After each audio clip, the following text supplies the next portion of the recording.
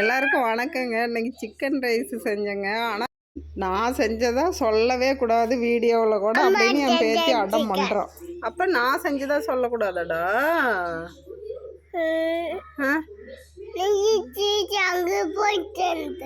இப்போ நான் போய் வாங்கிட்டு வந்து தான் செஞ்சுக்கணுமா? அம்மா எனக்கு தெரிஞ்சுட்டேன்னா அம்மா அங்கே போயிட்டு வச்சுட்டேன்.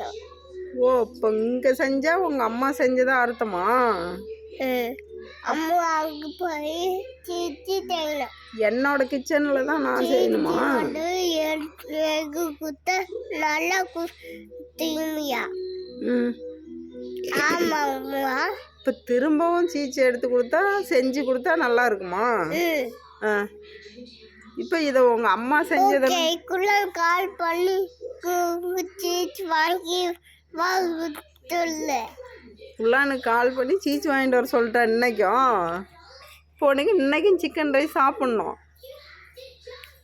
ஆனால் நான் செஞ்சதா மட்டும் சொல்லக்கூடாது. இவன் என்னங்கிறான்னா, வீடியோ எடுத்து போட்டால் எங்கள் அம்மா செஞ்சதா தான் நீ போடணும், நீ செஞ்சதா போடக்கூடாது, நீ ஒன்று கிச்சனில் போய் செஞ்சால் மட்டும்தான் நீ செஞ்சதா போடணும், இங்கே எங்கள் அம்மா கிச்சனில் செஞ்சால் எங்கள் அம்மா தான் செஞ்சதா போடணும்னு என்னோட பேத்தி சொல்கிறான்.